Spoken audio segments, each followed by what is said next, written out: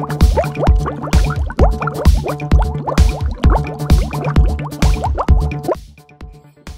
guys, welcome to my channel. This is sudip here. आज चाहिँ हामी पोगोज कपललाई चाहिँ नुहाइदिन लाग्छौँ हैन।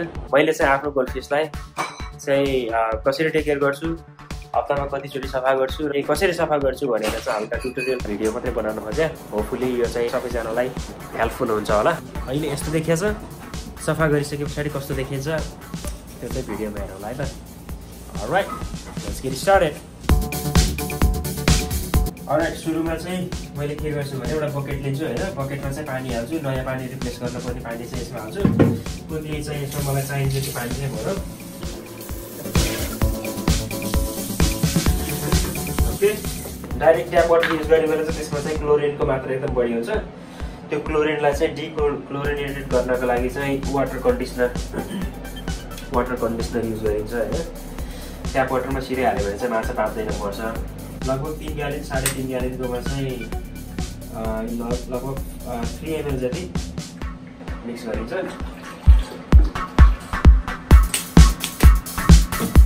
अब यो चाहिँ माछा पस्नको लागि तयार भयो। यिनीहरूलाई चाहिँ निकालेर यहाँ हाल्छु पहिला मैले हैन।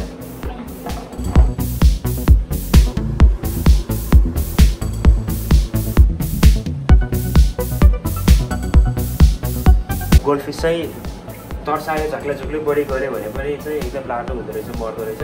बिस्तारै निकालेर चाहिँ यहाँ ट्रान्सफर गर्ने है नयाँ पानीमा। अब तिनीहरू चाहिँ यो नयाँ पानीमा बस्दै गर्दाखेरि चाहिँ हामी पुरानो पानीलाई निकालेर गएर चाहिँ वास गर्छौँ। सबै लेउहरू फाल्छौँ, यतापट्टिको सबै चेन्ज गर्छौँ। यो वाटर पम्प सर्कुलेटरलाई चाहिँ छुट्टै निकालेर पनि सफा गर्नु मिल्छ।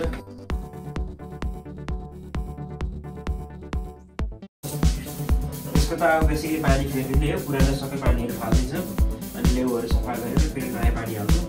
नयाँ पानी चाहिँ अहिले अर्कै बकेटमा हालिसकेको पानीलाई नै हाल्छौँ फेरि।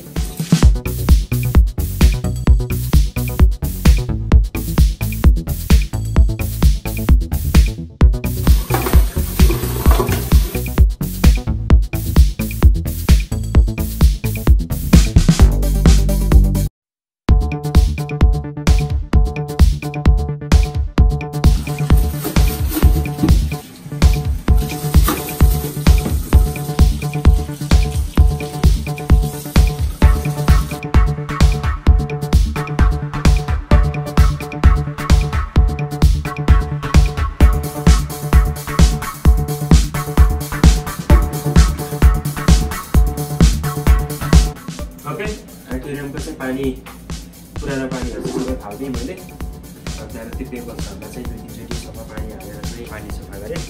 अनि बिस्तारै चाहिँ हामी पम्पबाट चाहिँ पानी ट्रान्सफर गर्छौँ।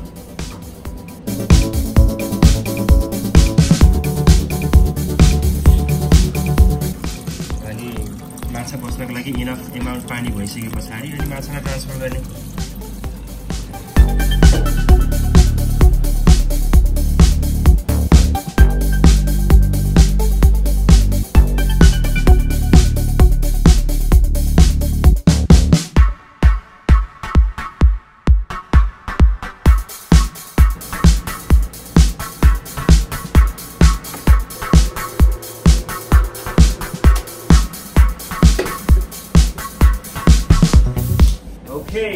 अलराइट, यिनीहरूको चाहिँ आज नुहाउने दिन चाहिँ सकियो। अहिले कस्तो थियो र अहिले ट्याङ्क सफा गरेपछि चाहिँ कस्तो देखियो। राम्रो देखियो भने चाहिँ थम्स अप दिन नभुल्नु होला हैन। Like and subscribe to. सबै ट्याङ्क सफा गरिसके पछाडि चाहिँ तिनीहरूले त्यहाँ लेउहरू पनि खान्थ्यो। अब तिनीहरू पनि लगभग पखालिएपछि यिनीहरूलाई चाहिँ अलिकति खानेकुरा चाहिँ हालिदिनुपर्छ। अनि यसलाई चाहिँ ट्रपिकल फ्लेक्स अलिकति यसरी हालिदिन्छु मैले। त्यसपछि खुसी भएर रमाइ खान्छ। नर्मली चाहिँ प्रोसेस त्यही हो, हप्ताको एकचोटि चाहिँ मैले ठ्याक्कै यो गर्छु हैन। हरेक थर्सडे यिनीहरूको चाहिँ नुहाउने दिन हुन्छ। अनि त्यही पुरानो पानी फाल्ने, नयाँ पानी हाल्ने, अनि टाइममा खानेकुराहरू दिने। 2 पटकभन्दा बढी दिन्न, एकचोटिमा चाहिँ थोरै हल्का यति मात्रै हैन। 4 महिना जति भयो हामीले ल्याएर राखेको।